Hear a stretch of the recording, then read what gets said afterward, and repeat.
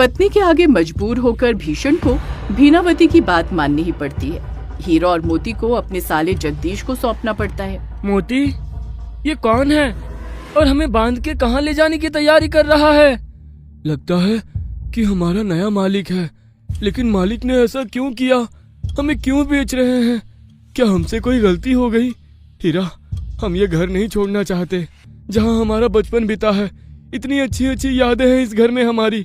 मेरा दिल बहुत दुखी हो रहा है। ये कहानी भीषण के 2 जुड़वा बैलों की है जिनके नाम हीरा और मोती हैं। ये बैल अभी छोटे छोटे बछड़े हैं। थोड़े समय पहले इन बछड़ों की मां मर गई थी। तभी से भीषण इन दोनों बछड़ों को लाड प्यार से पाल रहा है। भीषण की पत्नी भीनावती ने हीरा और मोती को कभी पसंद नहीं किया। वहीं भीषण को दोनों के साथ अद्भुत प्रेम और स्नेह है। हीरा और मोती दोनों ही बहुत नटखट और शरारती बच्चे हैं। दोनों हमेशा शैतानी करते रहते हैं। उनकी इन्हीं शैतानियों को देखकर भीषण बहुत खुश होता है और आनंद लेता है। वहीं भीनावती बहुत गुस्सा करती है। हाय राम, हीरा और मोती, तुम दोनों कर्म जलों ने ये क्या कर दिया? मेरी सारी मेहनत को मिट्टी में मिला दिया। अरे भीनावती, क्यों इन दोनों नटखट बच्चों पर गुस्सा कर रही हो? क्या हुआ है? आओ देखो तुम्हारे नटखट बच्चों ने क्या किया है। मैंने चारे के ढेर लगा कर रखे थे और इन्होंने अपने सींगों पर उछाल उछाल कर सारे ढेर गिरा दिए हैं। अरे भीनावती, गुस्सा क्यों करती हो फालतू में? बच्चे हैं, ये शरारत नहीं करेंगे तो फिर कौन करेगा? और वैसे भी मुझे इनकी शरारतें और नटखटपन देखकर बहुत ही मजा आता है। देखो तो कितने अच्छे लग रहे हैं दोनों एक दूसरे के साथ खेलते हुए। दिल को सुकून मिलता है इन्हें देखकर। अच्छा, तुम्हें इतना ही अच्छा लग रहा है तो तुम ही चारे के ढेर दोबारा से वापस लगा देना। मैं नहीं करने वाली अब कुछ भी। भीषण उन दोनों को बहुत प्रेम करता था। वहीं हीरा और मोती में भी एक अद्भुत स्नेह था। दोनों भाई एक दूसरे से बहुत ज्यादा प्रेम करते थे। दोनों जुड़वा थे, जिस वजह से अगर चोट एक को लगती तो घाव दूसरे को होता, और अगर दर्द एक को होता तो उस दर्द का एहसास दूसरे भाई को होता। दोनों एक दूसरे के साथ बहुत भाईचारे के साथ घुल मिल कर रहते थे। फिर ऐसे ऐसे दिन बीतते गए। समय के साथ हीरा और मोती भी अब जवान हो चुके थे। दोनों कद काठी में बहुत ऊंचे, लंबे और खूबसूरत हो गए थे। दोनों अब काम में भी अपने मालिक के साथ हाथ बटाने लगे थे। मालिक, अब तो हम जवान हो गए हैं। अब हमारा भी फर्ज बनता है कि हम आपके साथ खेतों में चलकर काम करें। बचपन से आपने हमारे लिए बहुत किया है। अब हमारी बारी है कि हम आपके लिए कुछ करें। हाँ मालिक, हीरा सही कह रहा है। अब हम भी आपके साथ खेतों में काम करेंगे। आपको खेत जोतने के लिए पड़ोस के गांव से बैल लाने की कोई जरूरत नहीं है। हम जवान हो चुके हैं, हम खुद खेतों को जोतेंगे। आज मुझे लगा कि सच में मेरे हीरा और मोती जवान हो गए हैं। देखा भीनावती, मैं ना कहता था कि हीरा और मोती बहुत समझदार है। देखो आज ये कितने समझदार हो गए हैं। मेरे साथ खेतों में काम करने के लिए तैयार हो गए हैं। तुम और तुम्हारे बैल एक ही जैसे हैं। जानवरों के साथ रहते रहते तुम भी जानवर बन गए हो। हाँ। भीनावती, ना जाने तुम कब समझोगी पगली। भीषण के साथ अब हीरा और मोती पूरा पूरा दिन खेतों में काम करते, खेत जोतते, और इस काम से हीरा और मोती को बहुत सुख मिलता था कि वो अपने मालिक के लिए कुछ कर पा रहे हैं। साथ ही भीषण भी अपने दोनों बैलों से बहुत खुश था। मोती, मैं चाहता हूँ कि हल जिस ओर से भारी है उस ओर से आज मैं हल चलाऊंगा। नहीं हीरा, तुम ऐसा क्यों कह रहे हो? तुम जल्दी थक जाते हो क्योंकि बचपन में तुम्हारी एक टांग टूट गई थी। तुम हल्का हल्का भार उठाओ और हल्का भारी वाला भाग मैं उठाऊंगा। दोनों के स्नेह और प्यार की तो पूरे गांव में चर्चा होती ही थी, पर अब दोनों के काम की भी सारे गांव में चर्चा होने लगी थी। यही नहीं, अब दूर दूर तक हीरा और मोती की चर्चा हो रही थी कि जहां आम बैलों का जोड़ा दिन में 1 या 2 ही खेत जोत पाता है, वहीं हीरा और मोती एक दिन में 10-10 खेत जोत रहे हैं और अपने मालिक को इतना फायदा दे रहे हैं। ये सब देखकर भीनावती भी लालच में आ गई थी, लेकिन उसका ये लालच अपने घर के प्रति नहीं बल्कि अपने मायके में अपने भाई के प्रति था। सुनिए जी, आज मैं जीवन में पहली बार आपसे कुछ मांगने जा रही हूँ। देखती हूँ आप मुझे दे पाते हो या नहीं। अच्छा, मांग के तो देखो। अरे सब कुछ तुम्हारा ही तो है। भीनावती भीषण से कहती है कि हीरा और मोती की जरूरत यहाँ से ज्यादा उसके मायके में उसके भाई को है, क्योंकि उसके भाई के इतने सारे खेत हैं और उसके भाई के पास कोई भी बैलों का जोड़ा नहीं है। जिस वजह से हर साल उसके खेत बंजर रह जाते हैं और उसके भाई के परिवार का भरण पोषण बड़ी ही मुश्किल से होता है। भीनावती चाहती थी कि भीषण अब हीरा और मोती को उसके भाई को दे दे, लेकिन ये बात सुनकर भीषण के दिल को जैसे किसी ने तीर लगाकर जख्मी कर दिया। ये बात भीषण को बिल्कुल भी अच्छी नहीं लगती है, लेकिन अपनी पत्नी से किए गए वादे के मुताबिक भीषण मजबूर था। हाँ, अब तो तुम इनकार करोगे ही ना, क्योंकि तुम्हें अपनी पत्नी से ज्यादा इन 2 बैलों से जो प्रेम है। ठीक है, मैं भी कह देती हूँ, अगर आज तुमने मेरी बात नहीं मानी तो मैं ये घर छोड़कर चली जाऊंगी। हाँ। भीनावती, मुझे तो यही समझ नहीं आया आज तक कि तुम्हें हीरा और मोती के साथ क्या दिक्कत है। पत्नी के आगे मजबूर होकर भीषण को भीनावती की बात माननी ही पड़ती है। हीरा और मोती को अपने साले जगदीश को सौंपना पड़ता है। मोती, ये कौन है और हमें बांध के कहाँ ले जाने की तैयारी कर रहा है? लगता है कि हमारा नया मालिक है, लेकिन मालिक ने ऐसा क्यों किया? हमें क्यों बेच रहे हैं? क्या हमसे कोई गलती हो गई? हीरा, हम ये घर नहीं छोड़ना चाहते जहाँ हमारा बचपन बीता है। इतनी अच्छी अच्छी यादें हैं इस घर में हमारी। मेरा दिल बहुत दुखी हो रहा है। मैं इस घर को नहीं छोड़ना चाहता हूँ, लेकिन आखिर ऐसी क्या बात हुई जो मालिक हमें किसी और को बेच रहे हैं? मैं अपने हीरा और मोती को जाता हुआ नहीं देख सकता। भीनावती, तुम ही हीरा और मोती को विदा करो। भीनावती बड़ी ही खुशी के साथ हीरा और मोती को वहाँ से अपने भाई के साथ भेज देती है और सोचती है कि बड़ी मुश्किल से दोनों बैलों से इतने लंबे समय के बाद छुटकारा मिला। शुक्र है भगवान का, इन दोनों बैलों से छुटकारा मिला। ये तो एक तीर से 2 निशाने हो गए। मेरे भाई के खेतों का काम भी हो गया और मुझे भी इन करमचलों से छुटकारा मिल गया। बड़े ही अड़ियल किस्म के बैल हैं। घर जाने में इतनी देर हो रही है और ये दोनों जैसे किसी राजा महाराजा का रथ बड़े ही आराम से लेकर चल रहे हैं। भीषण का साला उन्हें जल्दी चलने के लिए लाठी से खूब मारता है।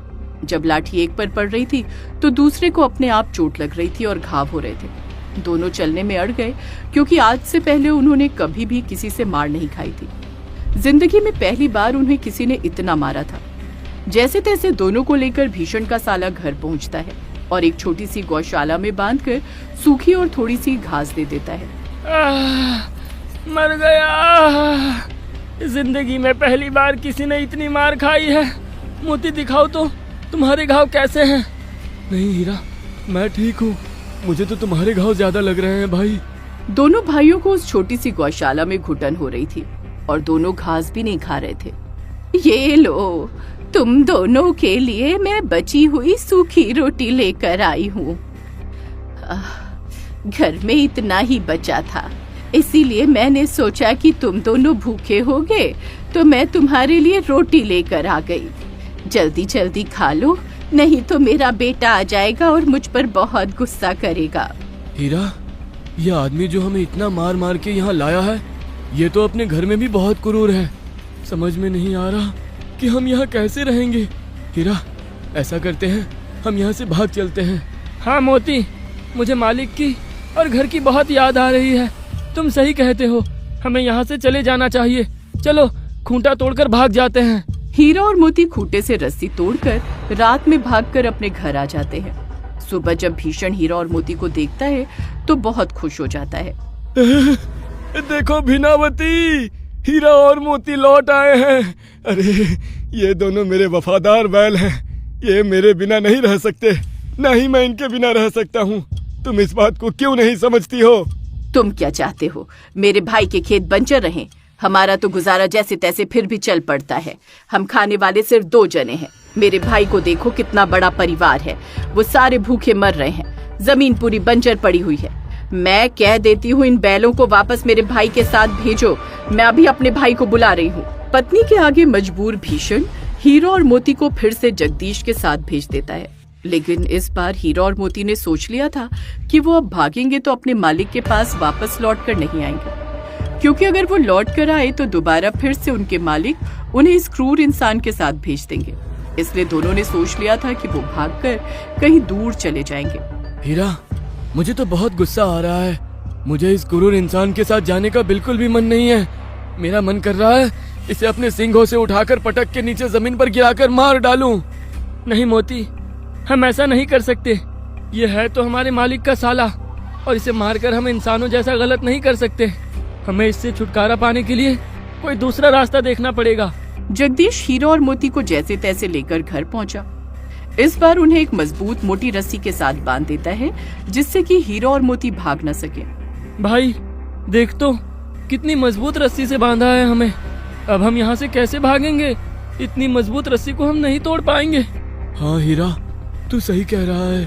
अब तो भगवान ही हमारी मदद कर सकते हैं। तभी रात में छुपते छुपाते जगदीश की माँ हीरा और मोती के पास रोटी लेकर आती है और उन्हें पुचकारती हुई कहती है, खा लो मेरे बच्चों, जल्दी से रोटी खा लो। मैं जानती हूँ मेरा बेटा तुम पर बहुत अत्याचार कर रहा है। तुम यहाँ से भाग गए थे ना, तो इसलिए उसने तुम्हें मोटी रस्सी से बांध दिया है ताकि तुम दोबारा भाग न सको। अब वो तुम्हें नकेल डालने की बात कर रहा है। तुम भाग जाओ यहाँ से, भाग जाओ, मैं तुम्हारी रस्सी खोल देती हूँ। लेकिन माताजी, आप मुसीबत में पड़ जाएंगी। आपका बेटा समझ जाएगा कि आपने ही हमें खोलकर यहाँ से भगा दिया है। हम आपको मुसीबत में डालकर यहाँ से भागना नहीं चाहते। हाँ माताजी, हमारे जाने के बाद आपका बेटा आपके साथ ना जाने क्या करेगा। तुम मेरी चिंता ना करो, मैं सब संभाल लूंगी। तुम बस भाग जाओ यहाँ से। हीरा और मोती दोनों वहाँ से बहुत दूर भाग जाते हैं। जब इस बात की खबर भीषण को लगती है कि हीरा और मोती वहाँ से फिर से भाग गए हैं और वो लौटकर घर नहीं आए हैं, तो भीषण हीरा और मोती के लिए बहुत परेशान होता है। उनके वापस ना लौटने पर वो बहुत बीमार पड़ जाता है।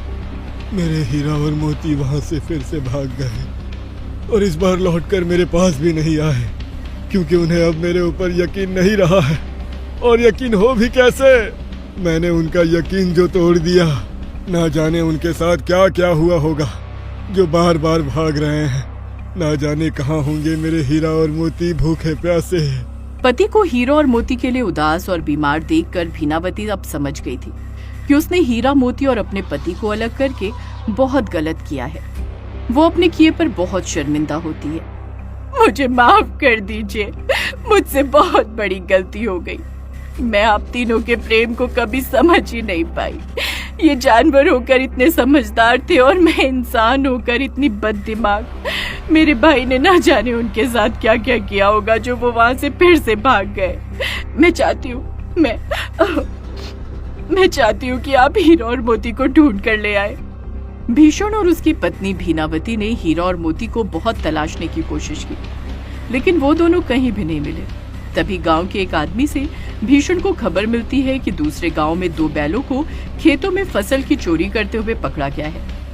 भीषण और भीनावती बिना कुछ सोचे समझे उस खेत के मालिक के पास पहुंच जाते हैं, क्योंकि उन्हें पता था कि वो हीरा और मोती ही होंगे जो भूखे प्यासे इधर उधर भटक रहे होंगे और भूख के मारे किसी के खेत में घुसकर खेत की फसल खा रहे होंगे। पहले जो मेरे खेत की फसल तुम्हारे बैलों ने खराब की है, उसकी भरपाई करो, फिर अपने इन 2 बैलों को वापस ले जाओ। भीषण खेत के मालिक की फसल की पूरी भरपाई करता है और फिर अपने हीरा और मोती से मिलता है और उन्हें मिलकर बहुत खुश हो जाता है। लेकिन हीरा और मोती अब अपने मालिक से पहले जैसे नहीं मिल रहे थे। वो अपने मालिक से मिलने में भी कतरा रहे थे। मेरे हीरा और मोती, क्या हो गया? तुम ऐसे अनजानों जैसा बर्ताव क्यों कर रहे हो मेरे साथ? अरे मैं तुम्हारा वही मालिक हूँ, भीषण, जिसने तुम्हें बचपन से पाला है। नहीं मालिक, हम आपके साथ नहीं जाएंगे। आप हमें फिर से घर ले जाकर उसी आदमी को सौंप दोगे जो हमें भूखा रखता है, इतनी छोटी सी गौशाला में बांधता है और ऊपर से मारता है। हमारा यकीन आपने तोड़ दिया है। हाँ मालिक, अब हमें आपके पास आते हुए भी डर लग रहा है। नहीं मेरे बच्चों, मुझसे डरो मत। जो गलती मैंने की है तुम्हें किसी और को सौंपकर, वो दोबारा अब कभी नहीं होगी। तुम दोनों मेरे पास ही रहोगे, मेरे घर में पहले की तरह। मैं तुम्हें अब कहीं जाने नहीं दूंगा। हाँ हीरा और मोती, मैं बहुत शर्मिंदा हूँ। मैंने तुम्हें बचपन से लेकर कभी भी पसंद नहीं किया, लेकिन आज मेरी आंखें खुल गई है कि तुम सबका प्यार सही था और मैं गलत थी। मुझे मेरी गलती का एहसास हो गया। अब मैं तुम्हें वापस घर ले जाने के लिए आई हूँ। चलो, अपने घर चलो। हीरा और मोती अपने मालिक और मालकिन के मुंह से ये सब सुनकर बहुत खुश हो गए थे और खुशी खुशी अपने घर जाते हैं। भीषण अब अपने दोनों बैलों को पाकर बहुत खुश था। साथ में भीनावती भी हीरा और मोती की अपने पति के साथ मिलकर खूब सेवा करती है। दोस्तों, अगर आपको हमारी ये कहानी अच्छी लगी तो लाइक, शेयर, सब्सक्राइब और कमेंट जरूर करें। हम आपके कमेंट को कहानी के अंत में आपके नाम के साथ जरूर दिखाएंगे। उस दिन मृत्यु के देवता यमराज का वध कर दिया गया था। जी हाँ, उस दिन मौत को खुद अपनी मौत देखनी पड़ी थी और उनका वध करने वाले कोई और नहीं बल्कि स्वयं कालों के काल महाकाल थे। सिर्फ अपने एक 16 साल के नन्हे भक्त को बचाने के लिए महादेव ने यमराज की छाती पर ऐसी लात मारी कि यमराज के प्राण निकल गए। कहानी शुरू होती है महान शिव भक्त ऋषि मृकंडु और उनकी पत्नी मरुदमती से। उन्हें जीवन में बस एक ही दुख था, उनकी कोई संतान नहीं थी। दोनों ने शिवजी की कठोर तपस्या की। कहा जाता है कि ऋषि मृकंडु और मरुदमती की तपस्या कोई साधारण तपस्या नहीं थी। वे हर दिन निर्जल रहकर शिवलिंग पर बेलपत्र चढ़ाते थे, रात को खुले आकाश के नीचे सोते और ओम नमः शिवाय का जाप करते रहते थे। उनकी तपस्या इतनी कठोर थी कि स्वयं देवता भी चकित हो गए थे। शास्त्रों में वर्णन मिलता है कि जब कोई भक्त बिना स्वार्थ के तप करता है तो महादेव स्वयं उनकी परीक्षा लेने आते हैं। इसी परीक्षा के बाद शिवजी ने उन्हें वरदान देने का निश्चय किया। भोलेनाथ उनसे प्रसन्न हुए और उन्हें पुत्र होने का वरदान दिया। लेकिन साथ ही भोलेनाथ ने उन दोनों के सामने एक कठिन शर्त रख दी। तुम दोनों को कैसा पुत्र चाहिए? ऐसा जो 100 साल जिए लेकिन मूर्ख हो, या फिर एक ऐसा ज्ञानी पुत्र जिसकी उम्र सिर्फ 16 साल हो? ऋषि मृकंडु ने दिल पर पत्थर रखकर कम उम्र वाला लेकिन ज्ञानी पुत्र चुना। कुछ ही समय बाद घर में किलकारी गूंजी। मरुदमती ने एक पुत्र को जन्म दिया जिसका नाम रखा गया मार्कंडेय। वह कोई साधारण बालक नहीं था। जैसे जैसे मार्कंडेय बड़ा होने लगा, उसके मुख का अद्भुत तेज भी बढ़ता गया। जहां अन्य बालक खेलते थे, वहां वो शिवलिंग बनाकर पूजा करता था। उसने 5 वर्ष की आयु में ही महामृत्युंजय मंत्र भी सीख लिया था। यह कोई साधारण बालक नहीं बल्कि किसी दिव्य शक्ति का अंश था। लेकिन जैसे जैसे उसका 16वां जन्मदिन पास आ रहा था, माता पिता का रो रो कर बुरा हाल था। मरुदमती को बार बार स्वप्न आता कि कोई काली छाया उसके पुत्र को बुला रही है। ऋषि मृकंडु हर रोज शिवलिंग के सामने रोते हुए कहते, हे भोलेनाथ, मैंने स्वयं यह वर चुना था, पर अब इसे खोने का साहस मुझ में नहीं है। मार्कंडेय बहुत ही समझदार था। माता पिता को रोते देखकर उसने कारण पूछा। तब उन्होंने उसे उसकी मृत्यु का सत्य बता दिया। अपनी मृत्यु का सत्य जानकर भी बालक नहीं घबराया। उसने कहा, माता पिताजी आप घबराइए मत, मैं अपने महाकाल की शरण में जाऊंगा और उनकी तपस्या करूंगा। फिर महाकाल की कठोर तपस्या के लिए घर से निकलकर वह एक पवित्र और सुंदर नदी के किनारे जाकर बैठ गया। उसने मिट्टी से एक शिवलिंग बनाया और तपस्या में लीन हो गया। उसने लगातार 3 दिन तपस्या की। उन 3 दिनों में उसने न अन्न ग्रहण किया और न ही जल पिया। वह केवल महामृत्युंजय मंत्र का जाप करता रहा, जो मृत्यु पर विजय का मंत्र माना जाता है। ओम त्र्यंबकम यजामहे सुगंधिम पुष्टिवर्धनम उर्वारुकमिव बंधनान मृत्युर्मोक्षीयमामृतात्। तीसरे दिन जब मार्कंडेय पूरे 16 वर्ष का हुआ, तब यमराज ने मार्कंडेय को लेने के लिए अपने यमदूत भेजे। लेकिन जैसे ही यमदूत ने उसे छूने की कोशिश की, उसकी भक्ति के तेज से वो रुक गए।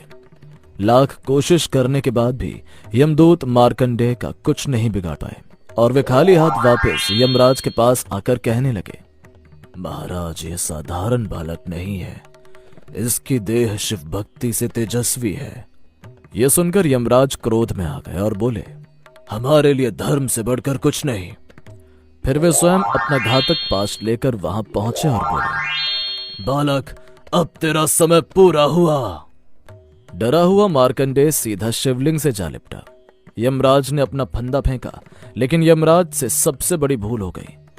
वो फंदा बालक के साथ साथ शिवलिंग पर भी जा पड़ा। अनजाने में उन्होंने स्वयं महाकाल को बांधने का प्रयास कर दिया था। तभी एक जोरदार धमाका हुआ, शिवलिंग फट गया और कालों के काल महाकाल प्रकट हुए। उन्होंने यमराज से गरज कर कहा, मूर्ख, मेरे भक्त को छूने की हिम्मत कैसे की तूने? फिर महाकाल ने यमराज की छाती पर एक प्रचंड लात मारी और अपने त्रिशूल से यमराज का वध कर दिया। यमराज के मरते ही उसी पल संसार से मृत्यु समाप्त हो गई, क्योंकि यमराज मर चुके थे। महाकाल ने मार्कंडेय के सर पर हाथ रखा और उन्हें अमर होने का वरदान दिया। लेकिन यमराज के वध से पृथ्वी का संतुलन बिगड़ गया। घायल लोग मर नहीं पा रहे थे, बुजुर्ग कष्ट में पड़ गए थे। देवताओं को समझ आ गया कि मृत्यु भी सृष्टि के लिए आवश्यक है। तभी सभी देवी देवता शिव के पास पहुंचे और उनसे यमराज को पुनः जीवित करने की विनती की ताकि सृष्टि का संतुलन बना रहे। महादेव ने यमराज को पुनः जीवित कर दिया, लेकिन उन्होंने चेतावनी देते हुए कहा, मेरे भक्तों से हमेशा दूर रहना। कहा जाता है कि मार्कंडेय आज भी जीवित है। उन्हें सप्त चिरंजीवियों में गिना जाता है। वह हिमालय में तपस्या कर रहे हैं और जब जब अधर्म बढ़ता है तब तब वह प्रकट होते हैं। महाशक्ति स्वरूप महाकाल महादेव के लिए कमेंट में हर हर महादेव जरूर लिखें और चैनल को सब्सक्राइब करना बिल्कुल न भूलें।